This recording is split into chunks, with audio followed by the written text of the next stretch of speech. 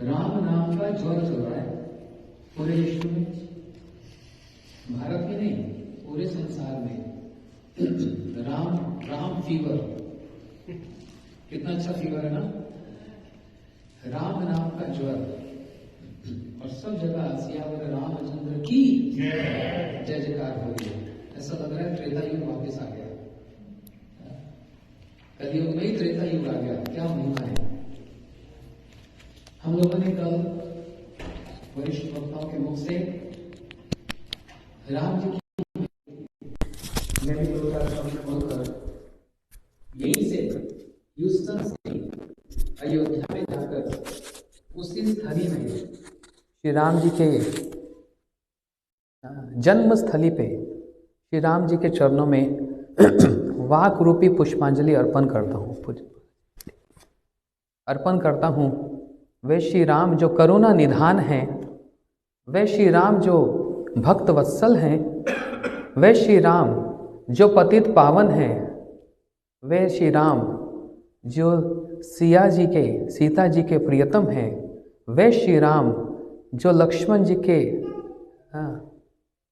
प्राण धन हैं, वे श्री राम जो भरत और शत्रुघ्न उनके भी प्राण, और वो श्री राम जो शत्रुओं के प्रति भी दया का विधान रखने वाले, वे श्री राम जो हनुमान जी की सेवाओं को प्रीतिपूर्वक अंगीकार करने वाले, वो श्री राम जिनका एक वचन है कि सकड़ एव पपन यस तयस्मित याचते अभयम सदन ददामी एवं व्रत माम। एक बार यदि कोई अपने मन से कह दे, एक बार अपने हृदय से प्रेम से कह दे, राम मैं आपका हो गया हूँ, बस। राम जी कहते हैं सकड़ एव पपनियस, एक बार यदि कोई कह दे मैं व्रत ले लेता हूँ, उसी समय व्रत ले लेता हूँ कि उसको मैं स्वीकार करूँगा ही करूँगा, उसको कभी छोड़ नहीं सकता। ऐसे हमारे राम जी की महिमा है। ऐसे राम जी की महिमा हमारे आचार्य बतला रहे हैं, रामादि मूर्तेषु कला नमेना तिष्ठान नान अवतार क्रोध भुवनेषु किंतु कृष्ण स्वयं संवत परमापमानियो गोविंदमादि पुरुषम तमम भजामि। श्री राम जी मर्यादा पुरुषोत्तम, श्री कृष्ण लीला पुरुषोत्तम, अर्थात श्री कृष्ण ही मर्यादा को जब प्रदर्शित करना है, जब मर्यादा को दिखलाते हैं, तो वह श्री राम बनकर आते हैं। लेकिन एक बात समझना, रामलीला सुनने से पहले ये मर्यादा का बंधन किसी ने इनको बांधा नहीं है, अपनी इच्छा से स्वेच्छा से उस बंधन को इन्होंने स्वीकार किया है, और इसी बंधन ने ही इनको और सुशोभित कर दिया है और सुंदर बना दिया है। क्योंकि ऐसा व्यक्ति बंधन में है जिसका कोई बंधन नहीं है, जो बंधन से परे है, कोई इसको बांध नहीं सकता, कोई मर्यादा का बंधन इसको बांध नहीं सकता। लेकिन अपनी इच्छा से, ये तो स्वतंत्र स्वराट ईश्वर हैं, अपनी इच्छा से यदि मर्यादा को अंगीकार करना चाहते हैं, गले लगाना चाहते हैं, तो इनको कौन रोक सकता है। इसलिए कोई बंधन नहीं है इनको, ये इनकी शोभा है। उसी बंधन में रहकर मनुष्योचित लीला कर रहे हैं, साधारण एक मनुष्य की भांति लीला कर रहे हैं, जबकि ये साधारण नहीं, ये तो स्वतंत्र श्री ईश्वर हैं, श्री राम। कहां से आरंभ करें, कहां से अंत करें। रामलीला में 24,000 चौपाइयां हैं। कल महाराज जी ने तो रामायण सुनाई दी, पूरी 7 कंठ सुना दिया, लेकिन इसका विस्तार यदि करने बैठेंगे तो ये 15-20 मिनट का बात नहीं है।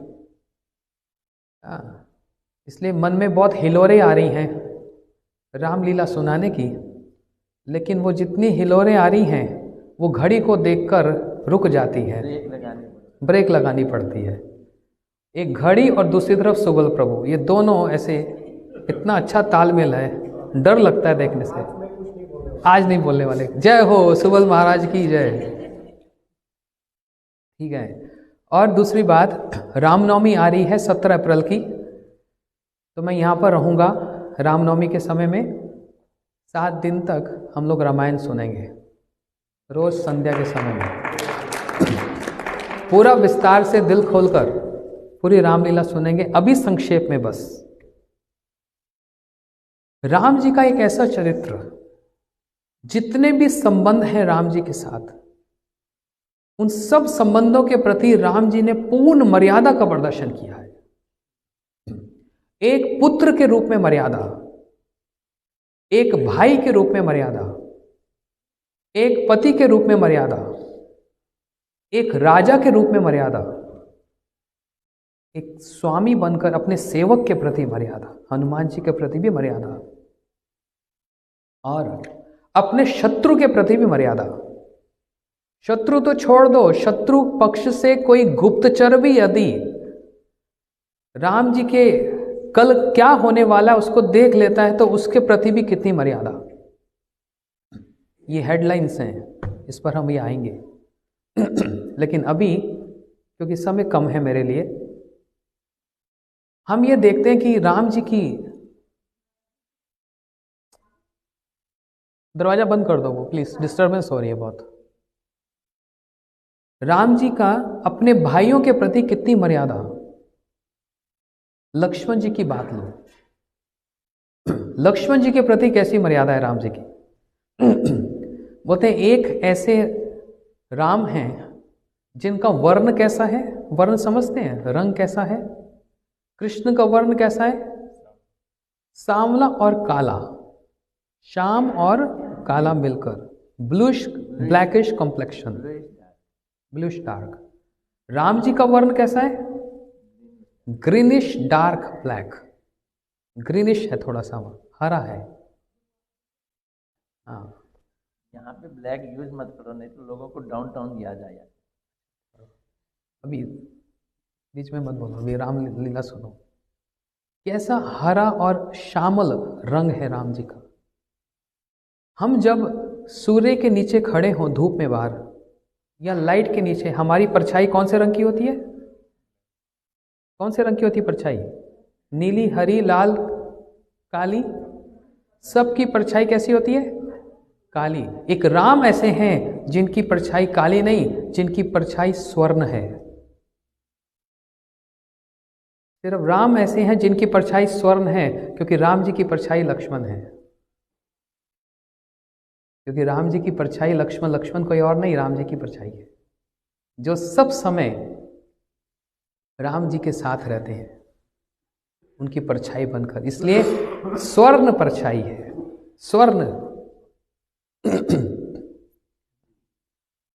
ऐसे लक्ष्मण जी जो राम जी के विरुद्ध कोई शब्द नहीं सुन सकते। दशरथ जी ने कह दिया जब राम 14 वर्ष का वनवास ये सब होगा, लक्ष्मण जी इतने क्रोध में आकर राम जी के समक्ष, ये राजा कौन होता है आपको वनवास भेजने वाला, ये भी भूल गए वो राजा नहीं तुम्हारे पिता हैं। लक्ष्मण जी ये भूल गए हैं कि मैं अपने पिता के संबंध में बात कह रहा हूं, क्योंकि पूर्ण निष्ठा एक परछाई की भांति और पूर्ण जो प्रेम है लक्ष्मण जी का, वो श्री राम जी के चरणों में। ये राजा अपने पत्नी के अधीन होकर, कैसा ये पत्नी के अधीन होकर ये आदेश दे सकता है कि आपको वनवास जाना पड़ेगा, इनको वनवास जाना पड़ेगा। ये लक्ष्मण का क्रोध नहीं है दशरथ जी के प्रति, ये लक्ष्मण जी का प्रेम है राम के प्रति। ये प्रेम में ऐसे शब्द निकलते हैं क्रोध वाले। तब राम जी ने कहा लक्ष्मण किसके लिए बात कह रहे हो, तुम्हारे पिता हैं जिन्होंने हमको जन्म दिया, अपने शब्दों को वापस लो लक्ष्मण। लक्ष्मण जी कभी राम जी के विरुद्ध एक बात नहीं सुन सकते, कभी नहीं। 14 वर्ष तक ना खाए ना पिए और ना सोए, स्त्री दर्शन नहीं किया। 14 वर्ष तक नहीं सोए ना खाए, बहुत बड़ी बात है ना। लेकिन एक ऐसा चरित्र है रामलीला में जिनका त्याग लक्ष्मण से भी श्रेष्ठ है, जिनका त्याग सबसे श्रेष्ठ है, जिन्होंने कोई दोष नहीं किया, जिन्होंने कभी कोई दोष नहीं किया, जिनका राम जी के प्रति अथाह प्रेम है और बिना दोष किए प्रायश्चित किया है। अरे कोई दोष करता है तो प्रायश्चित करे तो समझ आती है बात। एक ऐसे चरित्र हैं रामलीला में जहां पर इन्होंने दोष नहीं किया लेकिन फिर भी प्रायश्चित किया है, वो है भरत जी। लक्ष्मण जी को तो संपत्ति मिल गई। क्या संपत्ति मिली? राम जी का सानिध्य, जो किसी को प्राप्त नहीं है। ये लक्ष्मण जी ने क्या त्याग किया? देखो, हम किसी को मिनिमाइज नहीं कर रहे, लेकिन एक भावना को समझना, एक भावना को समझना। लक्ष्मण जी खाए नहीं, सोए नहीं, लेकिन किसका सानिध्य है? सिया राम जी का सानिध्य सब समय साथ में है। सुखदेव गोस्वामी जी 7 दिन 7 रात तक भागवत कह रहे हैं, उनको भूख नहीं लग रही, प्यास नहीं लग रही, नींद नहीं आ रही। वो तो परीक्षित जी के लिए 7 दिन था, नहीं तो वो तो अनंत दिनों और वर्षों तक बोलते रहे। श्री कृष्ण ने गोवर्धन धारण किया, 7 दिन 7 रात तक ना किसी को भूख लग रही ना प्यास लग रही है। सबकी पुष्टि हो रही है किससे? श्री कृष्ण के सौंदर्य को देखकर। किसका फोन है? Please, I don't want disturbance, please.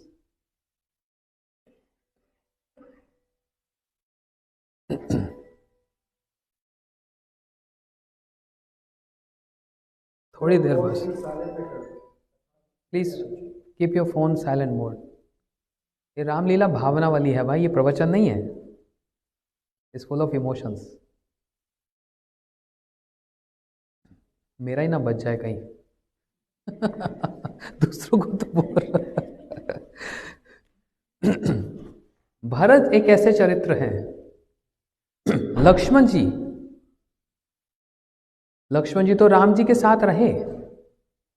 हाँ, बहुत बड़ी तपस्या है, ठीक है, लेकिन इसको कंपेयर करो, तुलनात्मक रूप में तुलना करो दोनों पलड़े पर। लक्ष्मण जी को क्या प्राप्त है और भरत जी को क्या प्राप्त नहीं है?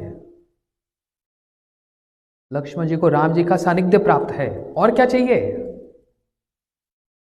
इसलिए उनकी पुष्टि है वहां पर। लेकिन दूसरी ओर भरत जी, उनकी क्या स्थिति है? भरत जी अपने नैनिहाल में हैं। जब उनको सूचना मिली कि आप जल्दी से आ जाओ, ये नहीं कहा पिताजी परलोक गमन हो गए, ऐसा नहीं, ये सूचना नहीं आई थी। आप जल्दी आ जाओ, कुछ अर्जेंट मैटर है, बहुत जरूरी बात है। जब भरत जी आए तो इनके यहाँ पर एक नियम है, जब भी कोई अयोध्या की सीमा में आता है तो पहले अपने पूर्वजों की पूजा करता है, पूर्वजों की, और वहां पर सबकी शिव विग्रह, शिव मूर्तियां होती हैं। जैसे भरत जी आए जल्दी जल्दी, ऐसी क्या बात हो गई? तो अपने पूर्वजों की, ब्राह्मण वहां पर जो उनको मंत्र पढ़ रहे थे, पूजा कर रहे हैं, तो कहां से? पृथु महाराज, अज, रघु, इन सब की एक एक करके प्रणाम करें, पूजा करें, और सामने देख लिया दशरथ महाराज जी। ये क्या? भरत जी तो कांपने लग गए, ये कब हुआ? तो जब लौट कर आए, सारी घटना पता लगी। तो कई कहने लगी, लाल आ गया, पुत्र आ गया। भरत जी ने कहा, बस यही एक बात, आज के बाद मैं तुम्हारा पुत्र नहीं और तुम मेरी माता नहीं। भरत, सब कुछ तो तुम्हारे लिए किया, सब कुछ तुम्हारे लिए किया, मेरे लिए आपने कुछ नहीं किया। आज के बाद ये भरत आपका पुत्र नहीं। भैया राम वन में चले गए, भरत जी ने प्रायश्चित किया, अपनी माता की कथनी का प्रायश्चित। राजमहल के सुख को नहीं भोग रहे। नंदीग्राम जो अयोध्या का सीमा है, नंदीग्राम में बैठकर वल्कल वेश धारण करके और सिंहासन पर बैठ के नहीं, वहीं पर बैठ के दिन रात राज कार्य के सेवा को कर रहे हैं राम जी के विरह में। पत्नी मांडवी शुद्ध कीर्ति और उर्मिला जी ये अयोध्या में घर की बहू हैं। मांडवी बीच बीच में भरत जी से मिलने आती, हालचाल पूछने आती, पत्नी है ना। भरत जी ने कह दिया इस समय माताओं को देखने वाला कोई नहीं है, क्योंकि सीता जी चली गई वन में, सारा दायित्व तुम्हारा है। मांडवी उस दायित्व को लेकर महल में लौट आती हैं, उर्मिला को संभालती हैं। इतना बड़ा दायित्व लेकर मांडवी जी बैठी हैं और इतना बड़ा दायित्व लेकर भरत जी बैठे हैं।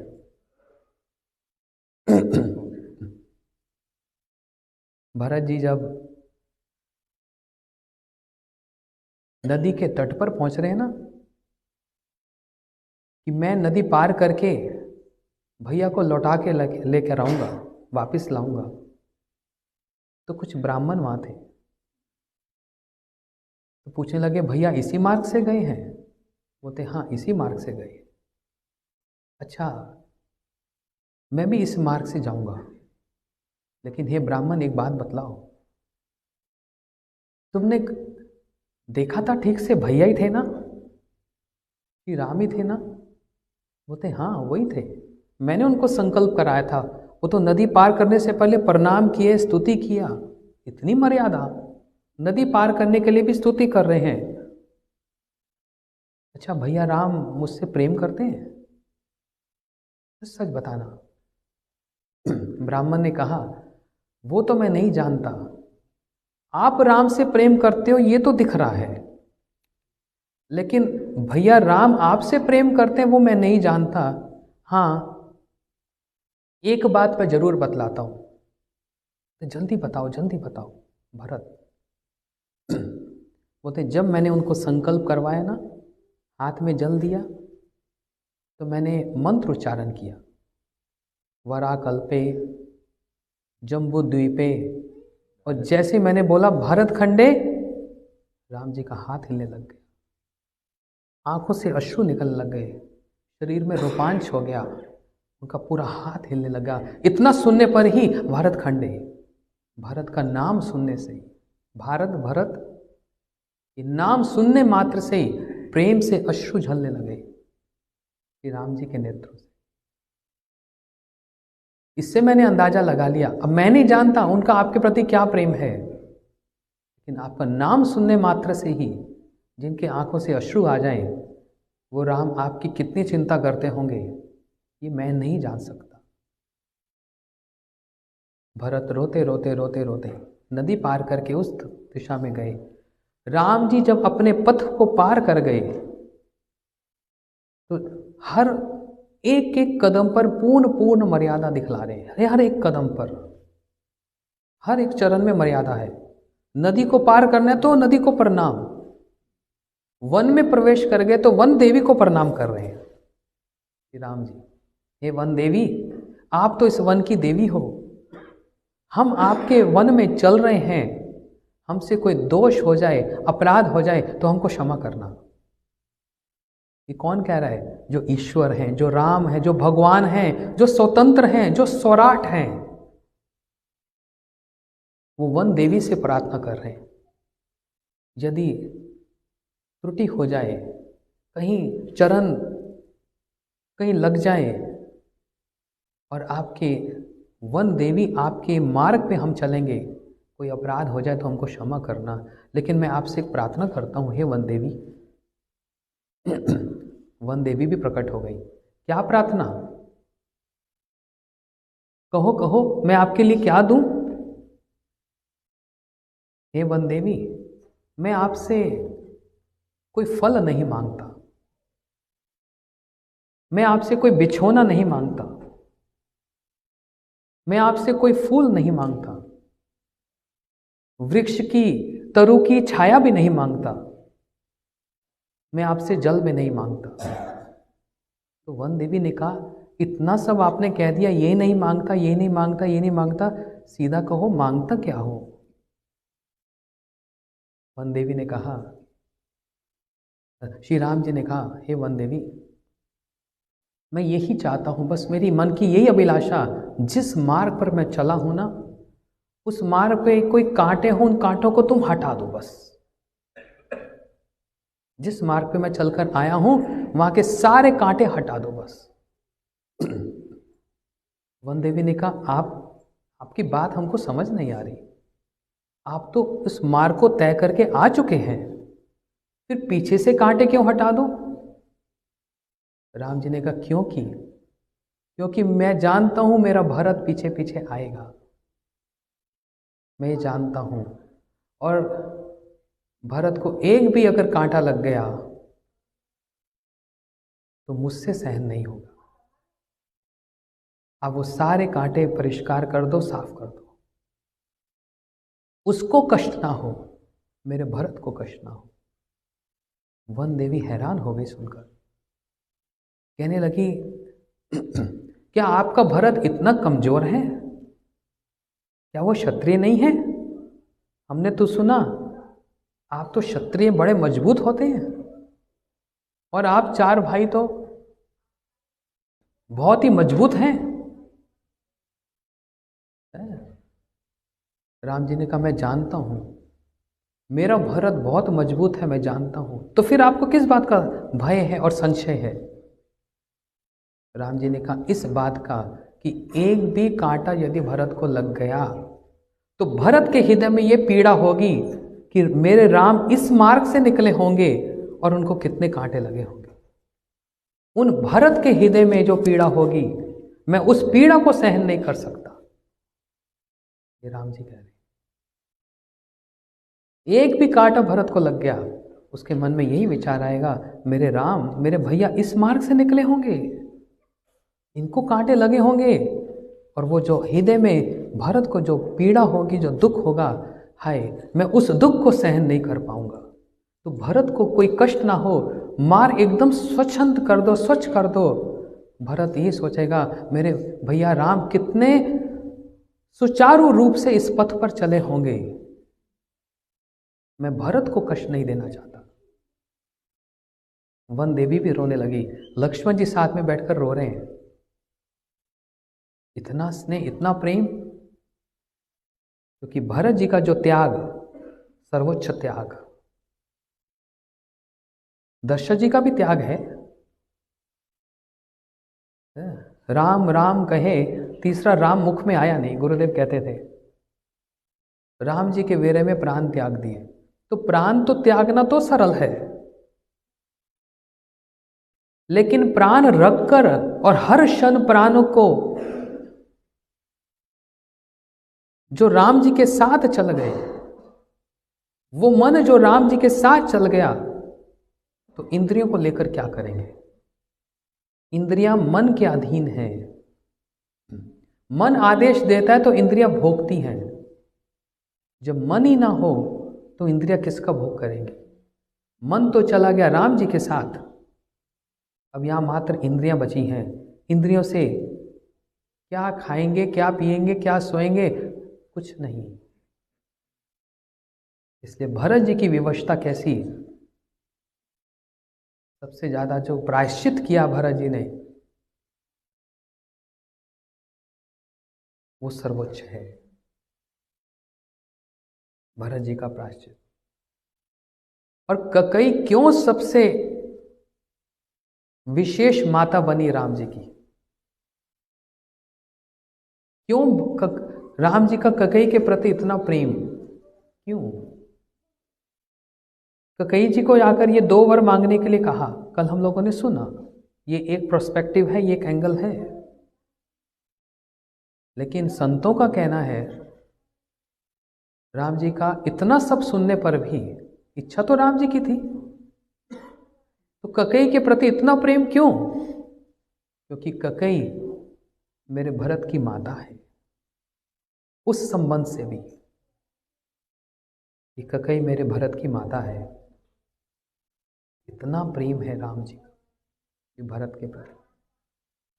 और देखो जब हनुमान जी संजीवनी लेकर आ रहे हैं, जो कि असंभव कार्य था, और असंभव को भी जो संभव कर रहे हैं वह हनुमान जब उड़कर उस पर्वत को लेकर आ रहे हैं,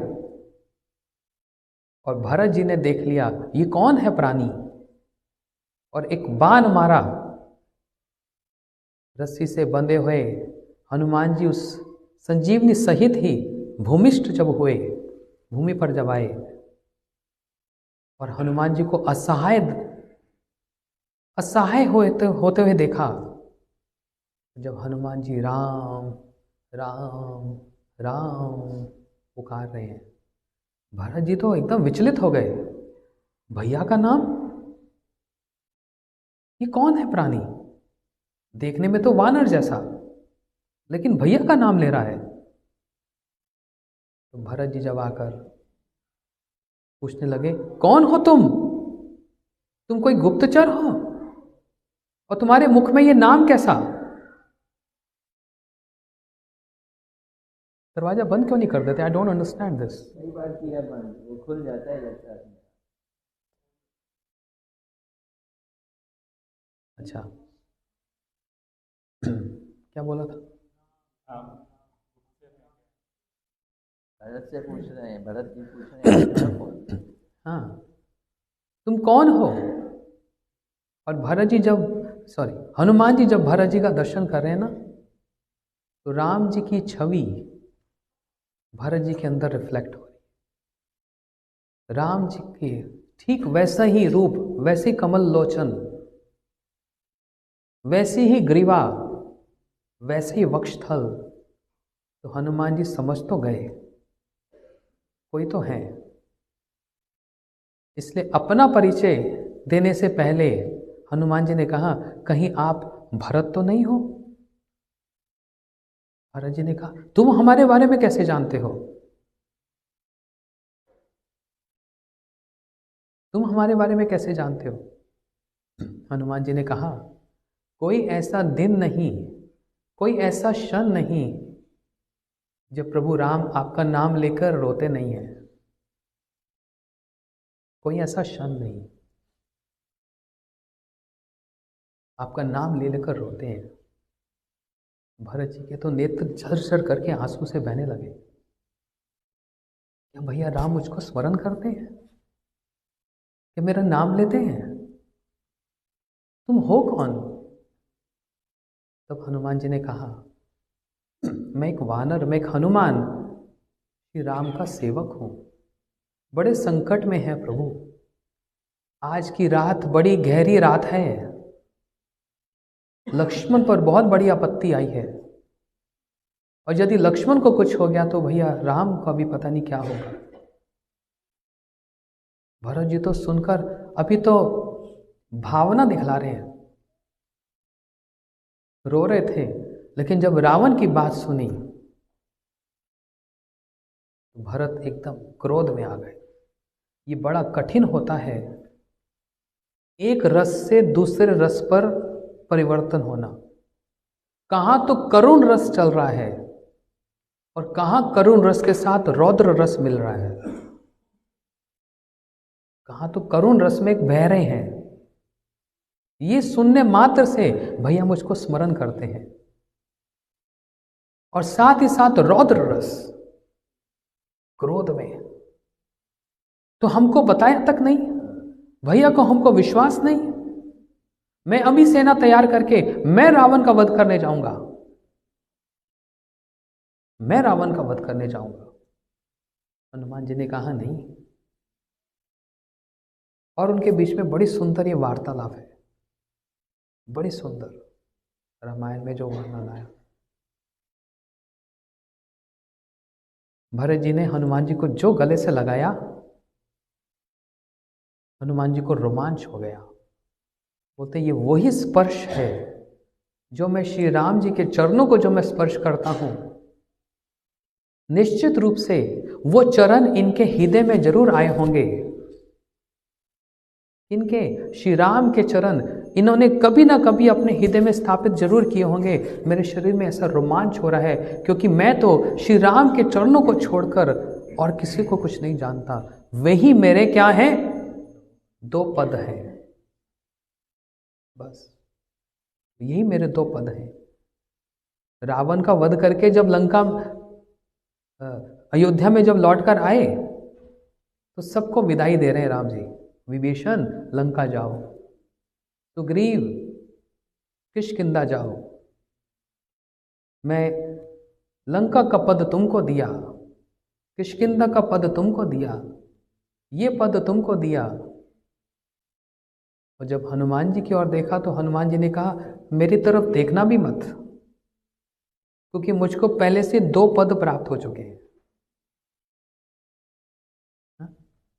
सबको तो 1-1 पद मिल गया, मेरे को तो 2 पद मिले हैं। आपको कौन से 2 पद मिले? यही 2 चरण। मेरे तो जीवन का आधार, मेरा जीवन सर्वस्व ही ये 2 पद हैं, ये 2 चरण हैं, और कुछ तो है ही नहीं। और इसके अतिरिक्त मैं और कुछ जानता नहीं। जैसे भरत जी के साथ जो आलिंगन पाश हुआ और हृदय के साथ जो हृदय जुड़ा, श्री हनुमान जी ने राम जी के चरणों का ही वहां पर अनुभव प्रतीत किया, श्री चरणों का अपने हृदय में। भरत जी ने हाथ जोड़कर कहा हनुमान, मैं कितना दुर्भाग्य, मेरा कितना दुर्भाग्य है और तुम्हारा कितना सौभाग्य है। तुम उन श्री राम जी की सेवा करते हो, मेरे भैया राम की सेवा करते हो, उनका सानिध्य तुमको प्राप्त है। और मैं ऐसा दुर्भागा, मैंने तो निश्चित इतने पाप किए हैं, इतने पाप किए हैं, मेरे कुल में मेरी माता ने इतना पाप किए हैं, जिस कारण से राम जी ने मुझको त्याग दिया है। राम जी ने त्याग दिया। हनुमान जी तो भरत जी के आंसू पोंछने में लग गए। नहीं भरत जी, ऐसा मत कहो, ऐसा मत कहना। वे राम जो आपको नित्य स्मरण करते हैं, आप कहते हैं त्याग दिया। वो तो प्रतीक्षा कर रहे हैं, 1-1 दिन गिन रहे हैं। बोलने नहीं किया, वो 1-1 दिन गिन रहे हैं कि कब 14 वर्ष पूर्ण होंगे, कब 14 वर्ष पूर्ण होंगे और मैं जाकर भरत को देखूंगा। वो तो सब समय भरत की चिंता करते हैं। भरत जी तो भाव विभोर होकर बस रोए जा रहे हैं, रोए जा रहे हैं। बोलते हनुमान, मेरे बाण पर बैठ जाओ, ऐसा बाण मारूंगा, मन की गति से तुम राम जी के पास पहुंच जाओगे। भरत जी हनुमान जी को कह रहे हैं मैं तुमको मन की गति से पहुंचा दूंगा, स्वयं क्यों नहीं चले जा रहे हैं? इतना पराक्रम दिखा रहे हैं भरत जी। तुम मेरे बाण पर बैठ जाओ, तुमको सूर्य उदय होने से पहले ही वहां पर पहुंचना है ना, मन की गति से पहुंच जाओगे 1 क्षण में। तो भरत जी आप क्यों नहीं पहुंच गए वहां पर?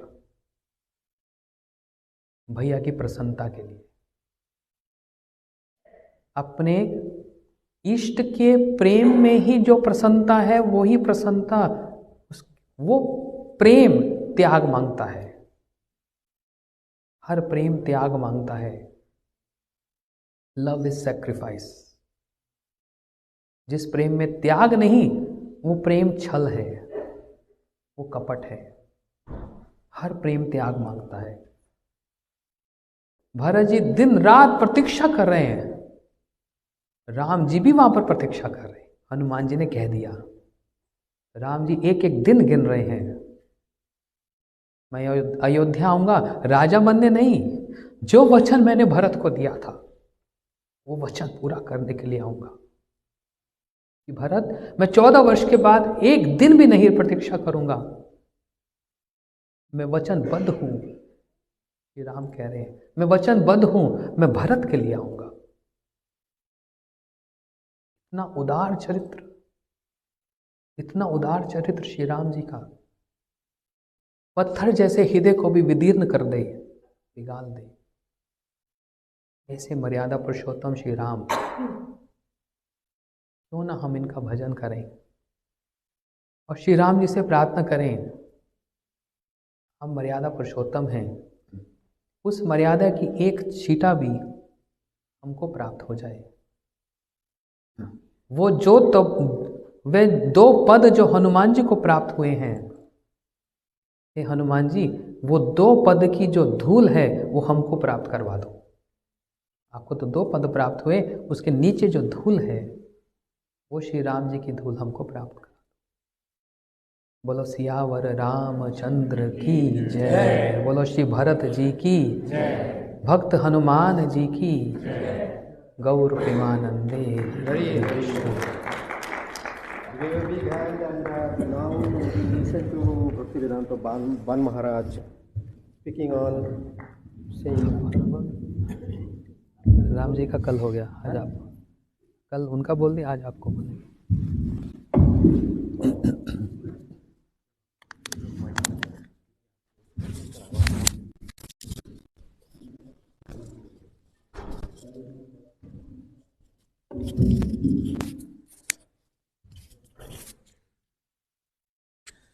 गुरवे गौरचन्द्राय राधिकायै तदालये कृष्णाय कृष्णभक्ताय तद्भक्ताय नमो नमः। वंशाकल्पतरुभ्यश्च कृपासिन्धुभ्य एव च पतितानां पावनेभ्यो वैष्णवेभ्यो नमो नमः। श्री कृष्ण चैतन्य प्रभु नित्यानंद श्री अद्वैत गदाधर श्रीवासादि श्री गौरभक्तवृंद। हरे कृष्ण कृष्ण कृष्ण हरे हरे, हरे राम राम राम हरे हरे। हरे कृष्ण कृष्ण कृष्ण हरे हरे, हरे राम राम राम हरे हरे। सबसे पहले मेरे गुरुपाद पद्मों नित्यलीला प्रविष्टं विष्णुपाद अष्टोत्तर सतस्य श्रीमद् भक्ति वेदांत शिल वामन गोस्वामी महाराज एवं नित्यलीला प्रविष्टं विष्णुपाद अष्टोत्तर सतस्य श्रीमद् भक्ति वेदांत शिल नारायण गोस्वामी महाराज के अभय चरण कमलों में अनंत करोड़ साष्टांग दंडवत ज्ञापन करता हूँ। तत्पश्चात नित्यलीला प्रविष्टं विष्णुपाद अष्टोत्तर सतश्रीमद् भक्ति वेदांत स्वामी महाराज शिल गौरगंध गोस्वामी महाराज शिल भक्ति रकर श्रीधर गोस्वामी महाराज शिल भक्ति प्रमोदपुरी गोस्वामी महाराज नित्यलीला प्रविष्टं विष्णुपाद श्रीमद् भक्ति विज्ञान भारती गोस्वामी महाराज एवं उपस्थित समस्त वैष्णव वैष्णववृंद मातृवृंद गुरुदेव सज्जनवृंद हरिकथा पिपासु श्रोतृवृंद सभी के चरण कमलों में मेरा यथार्थ दंडवत प्रणाम स्वीकार हो। विशेष करके हमारे सानिध्य में गुरुदेव के परम प्रियवर सेवक परम पूज्यपाद श्रीमद् भक्ति वेदांत श्रील सिद्धांति महाराज एवं परम पूज्यपाद श्रीमद् रामचंद्र प्रभु एवं समस्त वैष्णव के चरण कमलों में मेरा यथार्थ दंडवत प्रणाम स्वीकार हो। कल से गतकल से हम लोग रामायण की कथा हम श्रवण कर रहे हैं। त्रिसत्र जो 3 दिन जावत जो कथा यहाँ पर रखा गया, आज द्वितीय दिवस है। रामचंद्र की अपार महिमा कथा अति अल्प समय वर्णन करना संभव नहीं है। केवल मात्र सामान्य रूप में दिक निर्देशन करना है मात्र। जैसे महाराज जी ने भी बताया, 15-20 मिनट में कि 1 घंटा में क्या बोल पाएंगे, आधा घंटे में क्या बोल पाएंगे, लेकिन वंदना करने में ही तो चला जाता है, 10 मिनट चला जाता है, और 20 मिनट में क्या बोलेंगे। तो तथापि जो है चित्त मन को शुद्धिकरण करने के लिए प्रभु जी की कथा हम कीर्तन करेंगे। तो कल हम लोग श्रवण कर रहे थे, ये मूल रामायण वाल्मीकि रामायण है, संस्कृत भाषा में लिखा गया है, और उसी संस्कृत रामायण के जो है उसकी आधार पर भारतवर्ष की विभिन्न प्रांत की विभिन्न भाषाओं के द्वारा रचित हुए हैं। इसलिए कहते हैं मूल रामायणश्चैव, मूल रामायण कहने से वाल्मीकि रामायण की ही कहा जाता है, मूल रामायण कहा जाता है, जिन्होंने संस्कृत भाषा में रामचंद्र की लीला कथा को वर्णन किया।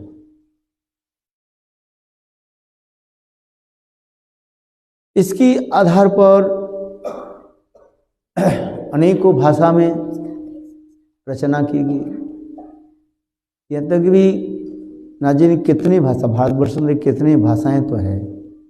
भारतवर्ष एक विचित्र देश है जहाँ पर अनेकों भाषा भाषी के लोग रहते हैं, खान पीन आचार विचार व्यवहार आदि अलग अलग भी दिखाई पड़ता रहता है। किंतु देखो, इसलिए बंगाल में कृतिवास भी रामायण भी रचना की, हिंदी भाषा में तुलसीदास जी रामचरितमानस भी रचना किया, तमिल भाषा में, तेलुगु भाषा में, कितनी भाषा में जो है रामायण को लिखा गया है। किंतु काल काल क्रम में सभी लोग कहीं कहीं कुछ बदल दिया, किंतु मूल रामायण कहा जाता है वाल्मीकि रामायण। ये मूल रामायण वाल्मीकि रामायण के द्वारा, वाल्मीकि ऋषि के द्वारा जो प्रणीति जो है, ये कैसे रामचरित कथा कैसे प्रकट हुई, इसके बारे में स्वयं वाल्मीकि ऋषि बालकांड में 2 सर्ग में इसको वर्णन किया गया। एक बार वाल्मीकि ऋषि तमसा नदी के तट पर गए, प्रातः काल में स्नान करने के लिए स्नान कर रहे थे। इतने समय 2 पक्षी के देखा जल में विचरण करते हुए। क्रौंच पक्षी कहा जाता है। कौन सा पक्षी? क्रौंच पक्षी कहा जाता है। स्त्री और पुरुष काम मोहिता होकर के विहार आदि कर रहे थे, और इतने समय एक निषाद वैद्य ने उसकी जोड़ी में एक जो है तीर के द्वारा उसको वध कर दिया, मार दिया। और मारने के साथ ही साथ वो छटपटाता हुआ एक खून में तड़पते ही और प्राण छोड़ दिया। और उस समय वह क्रौंची जो है उनकी तरफ देखने लगे निस्सहाय होकर के। और इसी दशा को देख करके वाल्मीकि ऋषि के मुख से जो है एक श्लोक अपने आप निकल करके आ गया क्रोध से। मां निषाद प्रतिष्ठं तमगम शस्यति समा जत क्रंच मिथुनाम एवं बधि काममयितम। हे निषाद, तुझे नित्य निरंतर कभी भी शांति न मिले, क्योंकि तूने इस क्रौंच के एक जोड़े में से एक ही जो काम से मोहित हो रहा था अब बिना किसी की अपराध से ही तो हत्या कर दिया। इतना ही बस श्लोक निकल कर आगे। वाल्मीकि ऋषि स्नान करके तो उठे, क्रोध में भरे हुए थे। साधु के क्रोध होना नहीं चाहिए। संसार में जीव अपने अपने कर्म के अनुसार जन्म लेते हैं और शरीर छोड़ देते हैं। सब अपने कर्मबद्ध जीव है? साधु की इसे लेना देना क्या है? अब तो भगवान के भजन कर, हमें क्या लेना इस संसार में?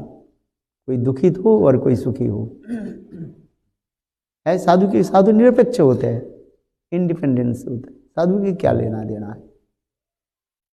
है? किंतु देखो, वाल्मीकि ऋषि के मुख से जब ये श्लोक निकल कर आए, चित्त तो अशांत हो गया। फिर अपने आप अपने को विचार करने लगे, मैंने क्रोधित होकर के क्यों ऐसे एक दूसरे को, मैं वो निषाद को क्यों मैंने श्राप दे दिया? क्या जरूरत है? देखो, मन बहुत अशांत था। इस समय स्वयं ब्रह्मा जी प्रकट हुए और ब्रह्मा जी आकर के उनके समझाया, हे ऋषिवर, आपके मुख से जो शब्द निकला, जो श्लोक निकला, ये अत्यंत महत्वपूर्ण श्लोक है। इस श्लोक के द्वारा ही आप प्रभु की, रामचंद्र की लीलाओं के जो है आप रचना करें, प्रकट करें। इस श्लोक में 4 चरण में आबद्ध था। प्रत्येक चरण में बराबर 8-8 अक्षर था। यह अत्यंत छंदबद्ध श्लोक था। इसी श्लोक के ऊपर आप प्रभु के लीला की कथा स्मरण, एक कीर्तन करें। देखो, वाल्मीकि ऋषि इसी स्मरण करके फिर अपने ध्यानस्थ होकर के ब्रह्मा जी की कृपा से सारी लीलाओं के उन्होंने दर्शन किया और दर्शन करके पूरा रामचरित को उन्होंने वर्णन किया, वास्तविक में प्रकट किया। तो रामलीला की ऐसे सुंदर कथाएं हैं जिसकी एक शब्द के द्वारा वर्णन करना संभव नहीं है। भगवान रामचंद्र की प्रकट होने की कारण क्या था? जैसे कृष्ण की प्रकट होने के कारण हम लोग वैष्णव के मुखारबिंदी श्रवण करते हैं। भगवान रामचंद्र किस लिए प्रकट हुए? अनेकों कारण हमारे आचार्य पादों ने दिखाया। आप लोगों ने भी बहुत बार भी इस कथा को भी श्रवण किया। स्वयं नारद ऋषि विष्णु की अभिशाप दे दिया। ये भी कथा भी वर्णन है, बहुत सुंदर ये कथा है। एक बार नारद ऋषि तपस्या कर रहे थे। उनकी तपस्या भंग करने के लिए स्वयं कामदेव आ गए और नारद ऋषि आँख खोले तो कामदेव उनके हाथ जोड़ करके प्रणाम करने लगे। देखो नारद, तुम काम के जीत लिया। नारद ऋषि बहुत प्रसन्न हुए। नारद ऋषि आकर के ब्रह्मा जी के बोले, पिताजी मैं काम को जीत लिया। ब्रह्मा जी बोले, मैं ही काम के जीत नहीं पाया, तुम क्या काम के कैसे जीतो? शिव जी के पास बोले, शिव जी के बोले मैं काम के जीत लिया। बोले काम के जीत नहीं सकते। बोले ऐसे नहीं। भगवान विष्णु के पास गए। भगवान विष्णु के बोले मैं काम के जीत लिया। भगवान मुस्कुराने लगे। अच्छा, भगवान विष्णु से जब लौटने लगे, रास्ते में एक अपूर्व दृश्य को देखा। एक स्वयंवर सभा चल रही थी और उस स्वयंवर सभा में, स्वयंवर सभा समझते हैं आप, जहाँ पर विवाह में जो दुल्हन बोलते, स्त्री दुल्हन, वो अपने पति के गले में माला देने के लिए खड़ी हुई थी। बस नारद ऋषि उसके देखते ही उनके हृदय में इतने कम भाव जग गया, किसी भी प्रकार से उसके साथ मुझे विवाह करना है, किंतु ये इतने सुंदरी हो तो मेरे भी सुंदर रूप होनी चाहिए। वह प्रभु के पास फिर लौट करके आ गए, प्रभु के पास आकर के बोले, प्रभु मुझे हरिमुख दीजिए। क्या मुख चाहिए? हरिमुख। हरि शब्द के दो अर्थ ही होता ही है। हरि माने श्री हरि, भगवान के मुक्त शब्द सर्वांग सुंदर है ना, अत्यंत सुंदर, ऐसे मुख चाहिए। और हरिमुख शब्द के भी अर्थ होता है, हरि माने बंदर। भगवान का दे इमाम मत जाओ, सुंदर मुख, हरिमुख। और उस सभा में आकर के नारद ऋषि बैठ गए। नारद ऋषि सोचने लगे, ये सुंदरी जो है ये मुझे वरमाला प्रदान करेगी। बस इतने काम में मोहित हो गए, सोचने लगे मेरे ऊपर माला आ जाए, वरमाला जो है, स्वयंवर के माला जो है मेरे ऊपर आ जाए। किंतु वो माला लेकर के जिसे ढूंढ रही थी, कितने सुंदर सुंदर राजकुमार, कितने सब बैठे हुए थे, किसके गले में डाले। और नारद ऋषि इतने उतावला हो गए कि मेरे गले में जाए। और वो जहां पर नारद ऋषि जिस तरफ जाती है, सुंदरी उसके मुख सिकोड़ करके फिर दूसरी तरफ चले जाते। और इतने देखते देखते कोई दिया ही नहीं अंत में, और सभी सभा के लोग सब हंसने लगे। इतने समय स्वयं भगवान विष्णु वहीं पर प्रकट हुए, और वो सुंदरी स्वयं जो है भगवान विष्णु के गले में माला प्रदान किया, और गरुड़ के पीठ पर बैठ करके अंतर्ध्यान हुए। नारद ऋषि बोले, वाह, मुझे प्रभु जी वंचना कर दिया, मेरे गले में मेरे इतने सुंदर। तब सब लोग कहने लगे, आप तो देखो, अपने मुख देखो कैसे। दर्पण में देखा नारद ऋषि, कौन सा मुख है? बंदर का मुख देखा, हरिमुख। तब उस समय नारद ऋषि ने अभिशाप दिया, ये हरि मुझे जैसे वंचना है। आप जिस स्त्री के लिए आप इतने क्या, एक दिन उस स्त्री से आप बिछुड़ हो जाएंगे, रोते रहोगे आप। नारद ऋषि भगवान विष्णु के अभिशाप दिए। इसकी कथा बहुत लंबी है, मैं तो संक्षेप में 2 शब्द में बताता। वही स्वयं नारद ऋषि के नारद ऋषि के अभिशाप को जो है रखने के लिए स्वयं भगवान विष्णु रामचंद्र के रूप में प्रकट हुए। स्वयं शेष जो है लक्षण के रूप में प्रकट हुए, और शंख जो है भरत के रूप में प्रकट हुए, और चक्र जो है और वो शत्रुघ्न के रूप में प्रकट है। ये समस्त वर्णन है स्वयं राम लीला की, ये भी दर्शन करें।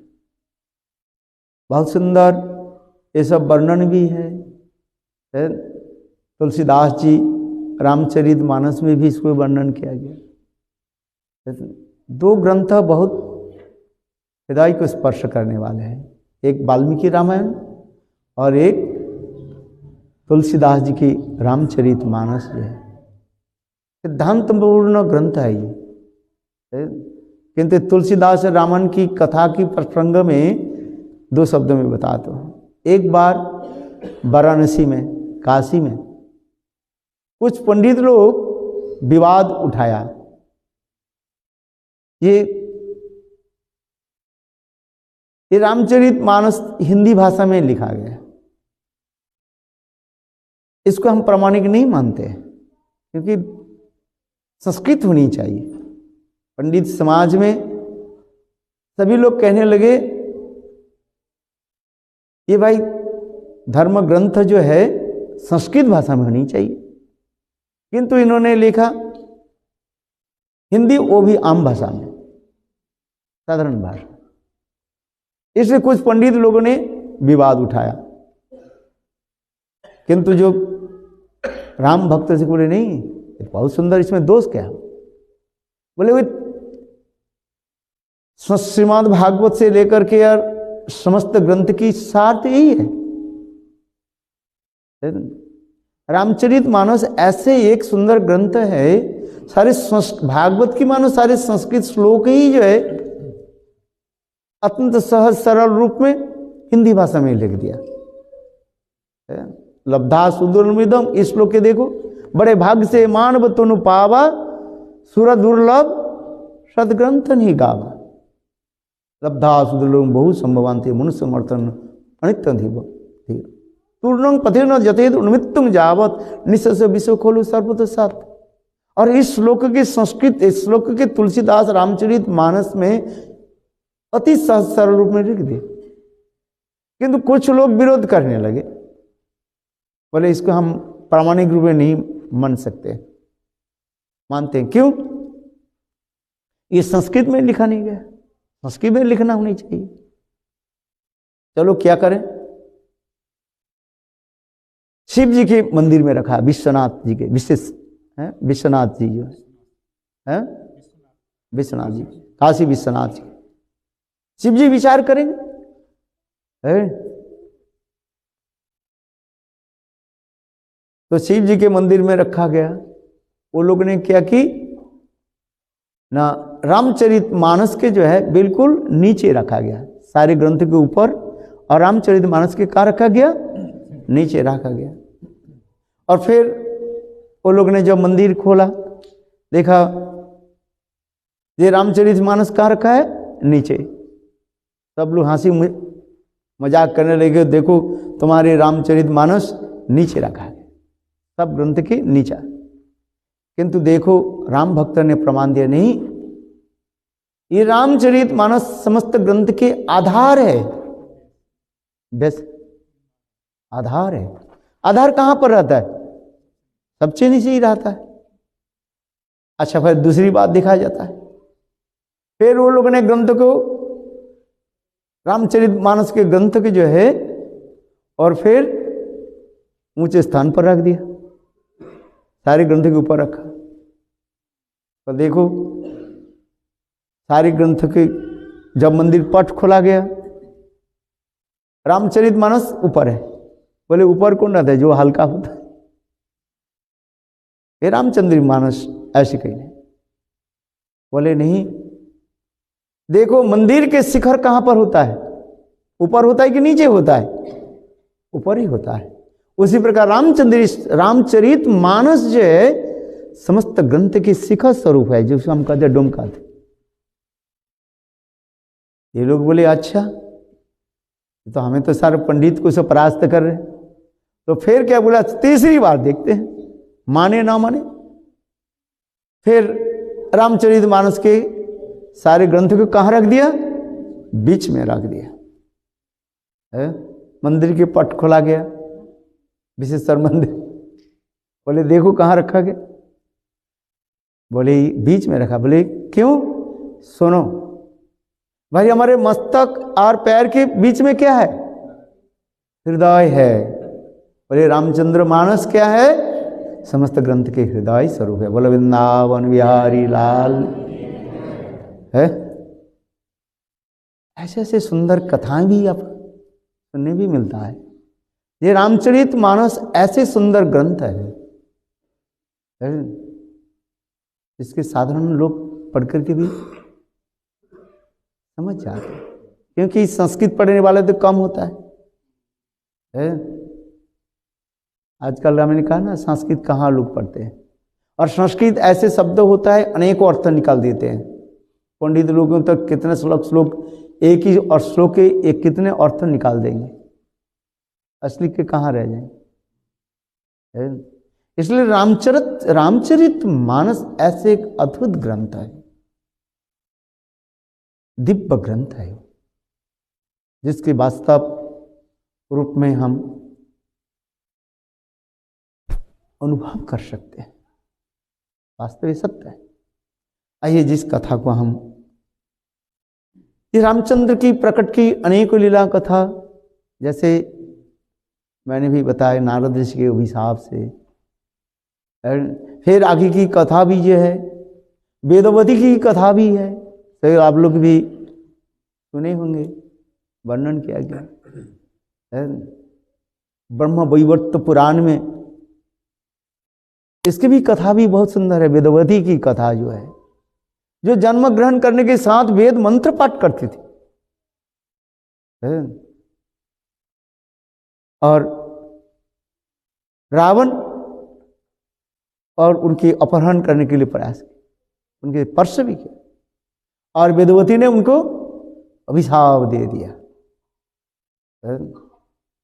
जाओ अगले जन्म में मैं ही तुम्हारे मृत्यु के कारण बनूंगी, और तुम्हारे सारे लंका ऐश्वर्य के सब मैं ही मानो ध्वंस कर। ये वेदवती की कथा भी बहुत सुंदर है।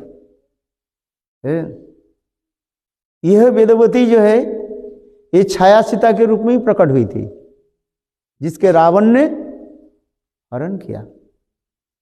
यही वेदवती की कथा की प्रसंग में छाया सीता की प्रसंग आ जाता है। छाया सीता ही फिर रामचंद्र के निकट प्रार्थना की। सब कथा तो बोलना संभव नहीं है। अर्थात जब रावण वध हो गया, सीता जी के रामचंद्र के पास लाने वाले थे, उस समय स्वयं रामचंद्र ने कहा, लक्ष्मण सीता को जो है सतीत्व को मैं परीक्षा लेना मैं चाहता हूं, तुम इसके लिए अग्निकुंड प्रस्तुत करो। इस कथा सुन करके लक्ष्मण इतने क्रोधित हो गए। सीता रामचंद्र, ये लक्ष्मण रामचंद्र के प्रति जितने निष्ठा है, सीता देवी के प्रति किसी प्रकार कम निष्ठा नहीं थे। सीता देवी के प्रति कितने मातृत्व भाव रखते थे। 14 साल तक वन में रही, कभी सीता जी की मुख कमल के दर्शन नहीं किया।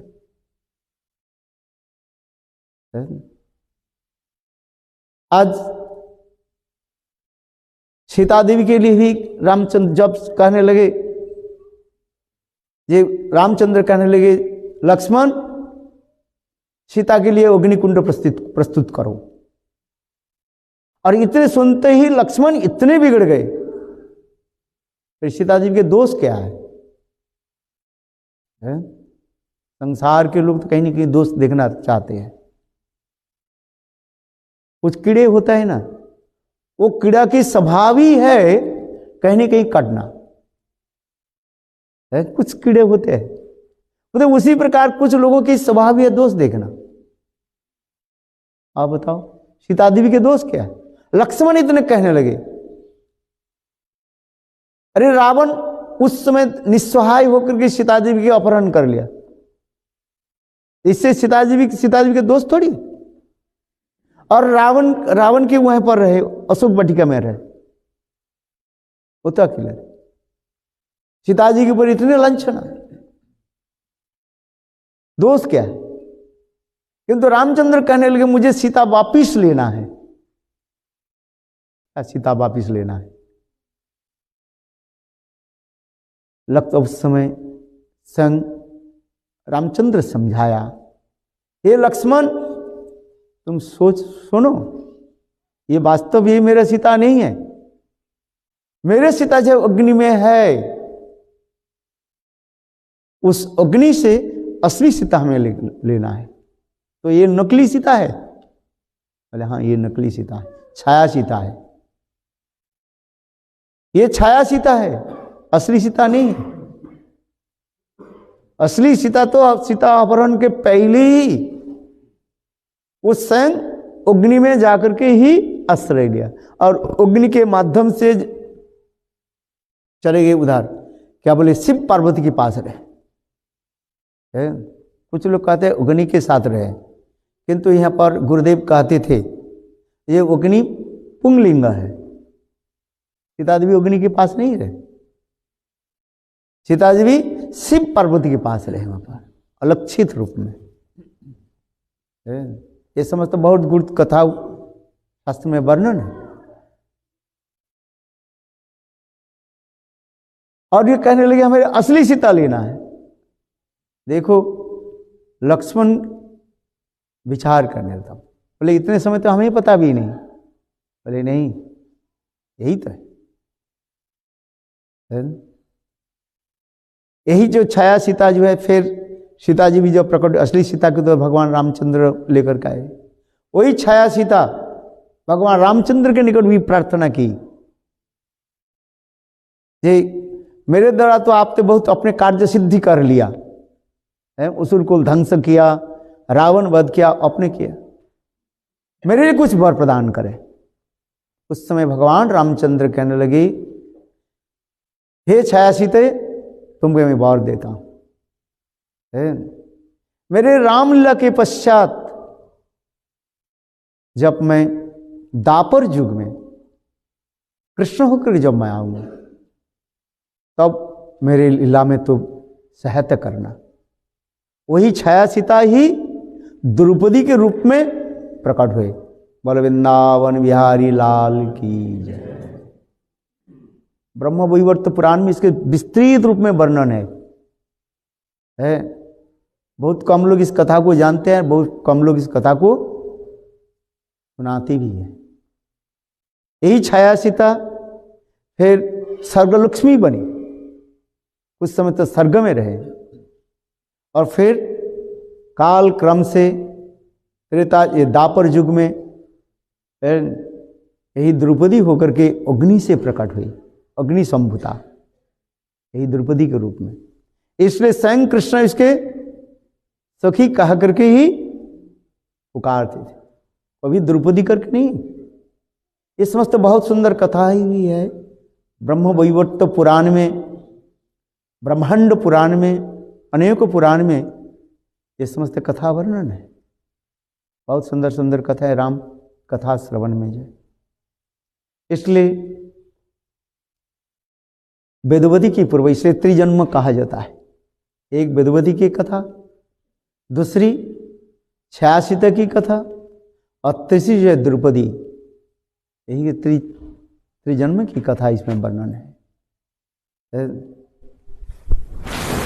क्योंकि भगवान रामचंद्र की जो निज शक्ति जो सीता देवी, वो सीता देवी की रावण स्पर्श करना तो बहुत दूर की बात, रावण देखा ही नहीं अभी तक, असुर कैसे देख पाए।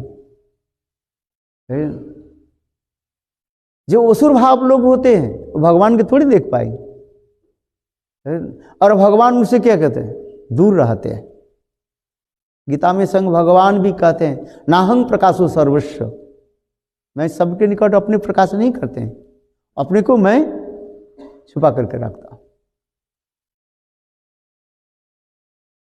दूसरी बात जो है, और भूभार हरण के भी लिए भगवान रामचंद्र प्रकट हुए। जैसे भगवान रामचंद्र प्रकट होते, यदा यदा ही धर्मस्य ग्लानि भवति भारत परित्राण साधुनां विनाशाय च दुष्कृतां धर्म संस्थापनार्थाय संभवामि जुगे जुगे। भगवान भी उसी प्रकार युग युग में विभिन्न अवतार के रूप में प्रकट होते हैं। भूभार हरण करना है, और विशेष करके चतुष्सन के द्वारा, सनक सनातन सनातन सनत कुमार चतुष्सन के द्वारा अभिशप्त जो वैकुंठ के जो दो द्वारपाल जय और विजय, 3 जन्म के लिए ही तो उन्होंने पृथ्वी लोक में आए, असुर के रूप में ही। पहले जन्म में कहा जाता है हिरण्याक्ष और हिरण्यकशिपु, और दूसरी रावण कुंभकर्ण के रूप में, और तीसरी जन्म में शिशुपाल और दंतवक्र, इस कथा आप लोग जानते हैं। तो भगवान रामचंद्र इनको भी वध करके भी दिखाए है।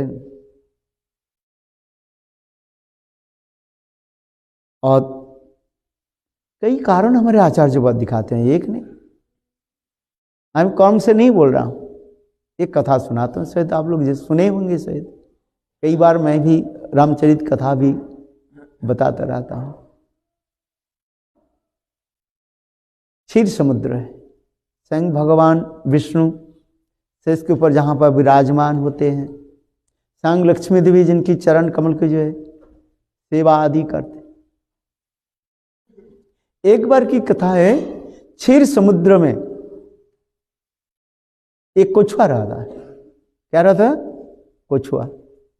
वो कछुआ भगवान श्री विष्णु के चरण कमल की सुगंध पाकर के मानो भगवान की चरण कमल की सुगंध को आस्वादन करना चाहते, बार बार वो उछल रहा था। और शेष जी बार बार अपने फन के द्वारा उस कछुआ को जो है भगा रहे। कछुआ जो है किसी प्रकार प्रभु विष्णु के जो है चरण कमल को स्पर्श कर नहीं पा रहे। उनकी ऐसे देख करके भगवान श्री विष्णु की हृदय द्रवित हो गया। मेरे भक्त मेरे चरण कमल की मकरंध के जो है पान करना चाहते हैं, किंतु शेष क्या करे और मुझे उनको विताड़ित कर दुख। उस समय भगवान रामचंद्र विष्णु उस समय भगवान विष्णु उनके बोले, हे कछुआ, मैं तुमको वर देता हूं, मेरे राम लीला में है तुम केवट होकर के आना। कौन होकर के? केवट होकर के आना है। केवट है, ये अभी महाराज बताया ना, ये भगवान रामचंद्र गंगा पार करने के समय जब नदी के तट पर आ गए, गंगा के तट पर आ गए है, और उस समय गंगा के तट पर कोई नाव नहीं था, वही केवट अकेला था नाव लेकर के। और उस समय भगवान रामचंद्र, मां जानकी और लक्ष्मण जी पहुंच गए। दोपहर के समय था, समय अतिबाहित होते जा रहे, गंगा पार करना था। बहुत सुंदर ये दिव्य कथाएं हैं। और उस समय कहने लगे केवट, भगवान रामचंद्र बहुत विनयी है, दीनहीन होकर के कहने लगे, केवट मुझे गंगा पार कर दो। देखो केवट क्या कहने लगे, बोले प्रभु आप इस स्थान पर आने के पहले मुझे सारे सूचना मिल गया। बोले क्या सूचना मिली? ले प्रभु आपकी ये चरण कमल की रज की महिमा कौन छुपा सकते हैं? आपकी चरण कमल की रज धुली करा, एक पत्थर पर पड़ा तो पत्थर क्या बन गए? ट्री बन गई है कि नहीं? और देखो, और मेरे एक तो लकड़ी है, लकड़ी के नाव तो होते हैं ना, और आपकी चरण कमल की रज यदि ये लकड़ी में पड़ गया, नाव में पड़ गया, और नाव क्या बन जाए? लड़की बन जाए, एक स्त्री बन जाए, तो हमें कैसे हमारे दिन कैसे गुजारेगा? एक तो पत्नी है और दूसरी पत्नी आ जाए और भी कोई साधन नहीं हो, कलेश तो दूर की बात है, अभी साधन भी नहीं है भाई, हम तो केवट है,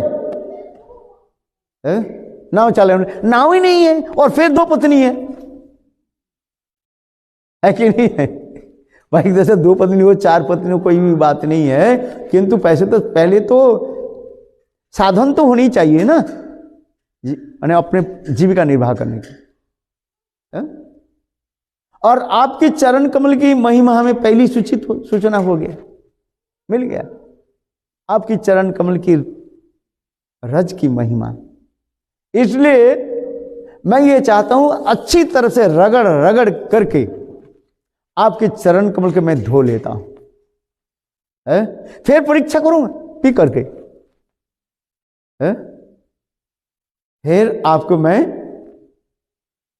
नाव पर चढ़ाऊंगा, है?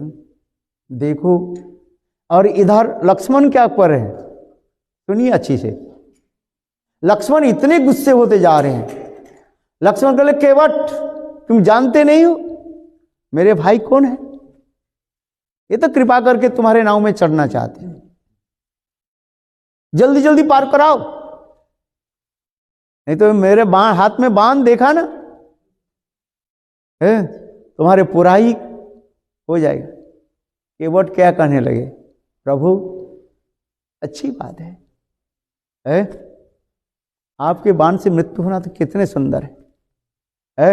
मेरे मृत्यु हो तो आप दोनों भाई मेरा क्या करोगे? संस्कार तो करोगे। बोलो वृंदावन बिहारी लाल सत्यसंध रामचंद्रम। विनय की पराकाष्ठा जो है, भगवान रामचंद्र कहने लगे, लक्ष्मण है देखो दूसरे के सम्मान दो। भगवान रामचंद्र इतने विनयी, वही केवट पूर्व जन्म की जो है कौन थे? कछुआ था, क्षीर समुद्र के कछुआ। भगवान रामचंद्र सम्मति दे दिया, और उस समय केवट ने क्या कि देखो लकड़ी के जो कटोरी होता है ना, उससे जो है भगवान रामचंद्र के चरण को स्थापित किया। बोले ये लकड़ी, ये तो लोग दृष्टि में दिखा रहे हैं, ये लकड़ी पैसे लड़की हो जाती कि नहीं दिखते हैं, स्त्री बन जाते कि नहीं जाते है? और इसके अच्छी तरफ से धोया और जल पान के भगवान रामचंद्र की चरण धुत जल को कैसे पान है? इसमें कई वक्ता भी सुंदर रूप में वर्णन करते हैं। बस लकड़ी की कटोरी में केवट ने क्यों रामचंद्र की चरण के जो है धोया? ये तो पहली साधारण की कहा गया कि देखो रामचंद्र की चरण रज में क्या कौन सा शक्ति है कि लकड़ी लड़की न बन जाए। ये तो साधारण लोग के लिए, किंतु वास्तव केवट ही मन ही मन विचार करने लगे। देखो और रोज रोटी बनाएंगे ना, आटा गूंदे इसी तरह है, और प्रभु की चरण रज हर रोज पान करते रहेंगे, हर रोज लेते रहेंगे। कितने भावना है। ये समझते बहुत कथा जो है वर्णन है, समय संक्षेप हमारे समय तो दिवाहित हो गया, 1 तो बज गया है। वास्तव ये सत्य है, एक एक कथा को, रामायण की एक एक कथा को इतने मधुर है। आप लोग तो सब रामायण की मर्मज्ञ हैं, रामायण की कथा भी बहुत सुने हैं, बहुत सुंदर है। वास्तव में यही वो क्षीर समुद्र की कछुआ को भी वर प्रदान करने के और उनकी वचन वर देने के लिए स्वयं भगवान रामचंद्र भी प्रकट हुए, उसकी लीला भी दिखाई गया है। और दूसरी जो है मातंग ऋषि की शिष्या, जिसकी सबरी की कथा जो है वो अपूर्व है। मातंग ऋषि के आश्रम में कितने ब्राह्मण शिष्य लोग आदि रहते थे, और उसी की आश्रम में एक सबरी जाति की लड़की आकर के बोले, मैं आपके आश्रम में रहना चाहती हूँ। सारे ब्राह्मण शिष्य बोले, ये तो नीच जाति है, हमारे पास ये हम रहे तो हम कैसे रहेंगे, सब छोड़ करके चले। किंतु देखो सबरी की उपाख्यान इतने सुंदर है, कथा इतने है, गुरुदेव की वचन के प्रति निष्ठा दिखाया गया। गुरुदेव बार बार इस कथा को सुनाते थे। हम लोग के मथुरा में जब कथा प्रसंग होते थे, ये सबरी की कथा कैसे सुनाते थे। गुरु के वचनों पर इतने प्रकार निष्ठा से, गुरु चरण पाएस गुरु मुख पदवाक्य चित्ते ते करिया आर न करियो मने आशा। गुरुदेव की वचनों के ऊपर कितने दृढ़ विश्वास। स्वयं मातंग ऋषि बोले सबरी तुम हमारे आश्रम में रहो, और मेरा देहांत होने के बाद तुम आश्रम को देखभाल कर। और एक दिन स्वयं भगवान राम और लक्ष्मण, माने राम और लक्ष्मण इस आश्रम में आएंगे तुम्हें दर्शन दे। देखो संत महात्मा की वचन की भी भगवान रक्षा करते हैं। जैसी नारद ऋषि की वचन को रक्षा करने के लिए जो दामबंधन आदि लीला हम श्रवण करते हैं, नौल कुबेर को जो भी शाप दिया, नारद ऋषि दिया कि नहीं दिया? भागवत में है जो जमलार्जुन होकर के रहे, और स्वयं भगवान जमलार्जुन के भी उद्धार किया, नौल कुबेर मणिग्रीव। ठीक उसी प्रकार मातंग ऋषि की वचन को रखने के लिए भी भगवान भी प्रकट हुए रामचंद्र। ये मातंग ऋषि ने कहा ये सबरी इसी हमारे आश्रम में रहना है। और एक दिन साक्षात भगवान राम लक्ष्मण यहाँ पर प्रकट हो आएंगे। ये सबरी क्या करती थी कि हर रोज सुंदर सुंदर फल और सुंदर सुंदर पुष्प आदि चयन करके कैसे रखते थे। वही कई कहते हैं सबरी अपने झूठन को रामचंद्र के दिए, बोले ऐसे नहीं है, ये गलत सिद्धांत हो जाता है। गुरुदेव इसके खंडन करते थे, क्योंकि भगवान रामचंद्र जहां पर भगवत बुद्धि वहां पर उच्छिष्ट दे नहीं सकते है। ये भी सिद्धांत गुरुदेव बोलते थे। हाँ, जिस वृक्ष में अच्छे अच्छे मीठी मीठी फल है उस फल को वो चख लेते थे, किंतु वो अपने खाए हुए फल के भगवान रामचंद्र को नहीं दे सकते है। क्योंकि भगवान रामचंद्र की जहां पर भगवान ये शब्द व्यवहार हो रहे हैं तो ऐश्वर्य मोला होता है। इसलिए भगवान रामचंद्र की कोई उच्छिष्ट दे नहीं सकते। अरे यहां तो क्या बोले सीता देवी नहीं दिया तो सबरी कहां से दे देगी। गुरुदेव इसे खंडन करते थे, टीवी में दिखाते हैं ना है, किंतु गुरुदेव इसको खंडन करते थे है। रामानंद सागर के अनेक तो देते, फिर देख करके आकर के फिर गुरुदेव कहते देखो आज इसमें खंडन करते थे है? रस विचार, तत्व सिद्धांत विचार है। हम इसलिए कह रहे हैं इस सबरी की पूर्वजन की इतिहास में सुनाता हूं, शायद आप लोग भी जानते होंगे सब है। वास्तविक सबरी के पूर्वजन्म की कथा यह है, सबरी एक राज महिषी होकर के जन्म लिया था पूर्व जन्म में। राजमहिषी समझ में आ रहे? राज महिषी नहीं समझते? क्वीन, राजा की बीबी महिषी बने राजा की बीबी। चलो, एक राज महिषी होकर के जन्म। राजा धार्मिक थे और महिषी भी धार्मिक, पाठ पूजा करते। जहां जहां पर कथा होती थी वो राजा के साथ एक महिषी जो है क्वीन जो है वो जाती थी, किंतु राजा होने के नाते अपने एक मर्यादा के ऊपर चलते थे। राजा है ना वो। और संत महात्मा के पास हर समय जाना ये संभव नहीं था, और जब भी जाते भी थे कुछ समय तो बैठते थे फिर चले आते थे है? धनी लोग के पास थोड़ी समय है, क्षमा करें वास्तव भी सकता है कहते महाराज जल्दी खत्म करो हम चलते हैं। कथा सुन लिया बस, और हमें तो और भी तो काम करना है, राजा मैं हूं। किंतु देखो वो क्वीन रानी जो है राजमहिषी, किंतु हरि कथा छोड़कर जाना नहीं चाहती थी है? बहुत दुखित होती। किंतु राजा जबरदस्ती करके महिषी को जमने अपने रानी को वापिस लेकर के आते, बहुत दुखित हुई। एक दिन रानी ने मानी ने विचार किया, प्रभु के निकट प्रार्थना की, प्रभु मुझे यह कृपा कीजिए अगले जन्म में मुझे महिष यानी रानी होकर जन्म लेना नहीं, नीच कुल में मेरा जन्म हो है, जैसे मैं स्वच्छंद रूप में सरल रूप में संत महात्मा के सानिध्य में बैठ करके प्रभु की कथा श्रवण कीर्तन करते रहो। ऐसे करके वो राज महिषी माने रानी एक दिन रात में शरीर छोड़ दिया चिंतन करते करते, और वही जो है रानी जो है यही सबरी होकर के जन्म लिया।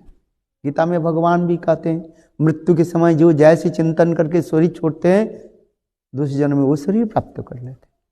देखो वही क्वीन जो है रानी जो है दूसरी वो अभी नीच कुल में सबरी होकर के जन्म ली, और वही मातंग ऋषि की आश्रम में रहने लगे। और मातंग ऋषि के जितने भी शिष्य व शिष्या थी सर्वश्रेष्ठ मातंग सबरी के नाम रामायण में विशेष रूप में है, सब लोग आप जानते हैं। कितना सबरी की कथा जो इतना गुरु वाक्य के प्रति विश्वास है। गुरुदेव इसको सुनाते थे, गुरु वाक्य के प्रति विश्वास नहीं हो तो गुरु धारण करके फायदा क्या हुआ। गुरु मुख पद्म वाक्य चित्तित करिया वैक्य आर न करियो मने आशा। गुरु धारण की व गुरु करण की यही तात्पर्य है, यदि सदगुरु हो गुरु के वचन के ऊपर विश्वास रखे। इसलिए सबरी की जीवन चरित्र इतने सुंदर है, पवित्र है। ऋषि लोग जाते, जैसे मैंने भी लिखा, सबरी हर रोज कितने सुंदर सुंदर फूलों के द्वारा पंखुड़ियों के द्वारा रास्ता सजाती थी। ये राम लक्ष्मण आएंगे, गुरु जी ने कहा, कब आएंगे तो पता ही नहीं है। कुछ ऋषि लोग इधर उधर चलते थे, गाली देते थे, हंसी मजाक उड़ाती थी, अरे क्या कर रही है, राम थोड़ी तुम्हारे पास आ जाए। किंतु सबरी के विश्वास, एक दिन स्वयं भगवान राम और लक्ष्मण हमारी कुटिया में पधारे। देखो इसलिए स्वयं भगवान रामचंद्र ही उनके कुटिया में पधारे। ये सब रामायण में कथा है। और दूसरी जो है भगवान रामचंद्र के प्रकट होने की भी अनेकों कारण है। अहिल्या के उद्धार करना है, गौतम ऋषि के द्वारा अभिशप्त अहिल्या जो है, जिसकी कथा आप लोग भी जानते हैं, वो पाषाण होगी और अहिल्या ने स्वयं का कहने लगे ये मेरे उद्धार कैसे, बोले रामचंद्र है। रामचंद्र कब आएंगे? रामचंद्र के सीक्वेंस में आता है सत्य, दापर, त्रेता, कली, ये 4 युग है। देखो यहां पर भी अच्छी भी कथा है, सुनिए ठीक से। सत्य, दापर, त्रेता, कली, 1 2 3 4 यही तो होता है ना, कली 4। किंतु उन्होंने कहा जी रामचंद्र आकर के ही तुम्हें कृपा करेंगे, रामचंद्र के चरण स्पर्श से तुम्हारे पत्थर से मुक्ति हो। तो रामचंद्र आने वाला तो त्रेता युग में ही है, सत्य, दापर, त्रेता। किंतु देखो ऋषिवर ने क्या किया, उसके पलट दिया, उसके क्या कर दिया, सत्य के बाद त्रेता युग आ गया, और त्रेता के बाद दापर युग, और त्रेता युग में भगवान रामचंद्र आते हैं। किंतु यहां पर एक विशेष विचार है, और त्रेता युग में भगवान रामचंद्र नहीं आते। लघु भागवतमृत ग्रंथ में ये भी वर्णन कर रहे हैं, जैसे स्वयं भगवान कृष्ण और दापर युग में नहीं आते हैं।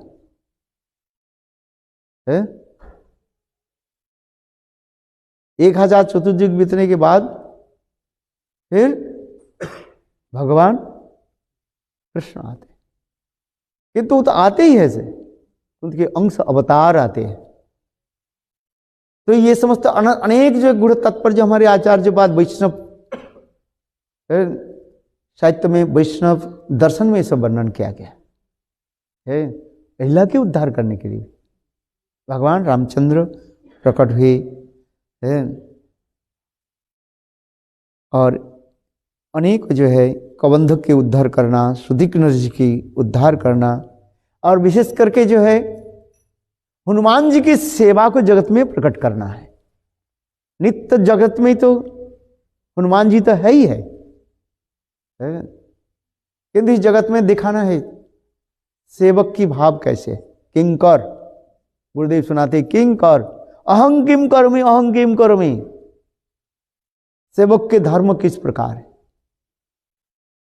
हनुमान कैसे सेवा आदि करते रहते, ये भी दिखाया गया।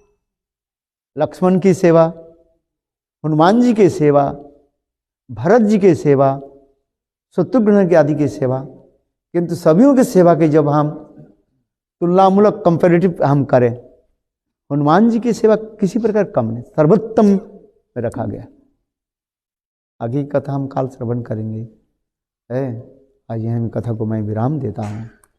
ये वास्तव रामायण में ये समस्त वर्णन है। वंशाग्र कृपा पतितानां पावनेभ्यो वैष्णव जय। So everybody please big hand for both Bhaktivedanta Siddhanti Maharaj and Bhaktivedanta